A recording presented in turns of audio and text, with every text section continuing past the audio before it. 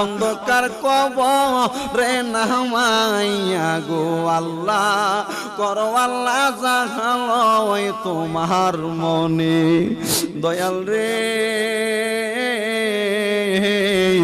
আজকের মুনাজাতের মধ্যে লক্ষ্য করে দেখো না রে দয়াল, তোমার বান্দারা জীবনের গুনার কথা স্মরণ কইরা অনেকে আছে চোখের পানি ফালাইয়া দেয় রে দয়াল।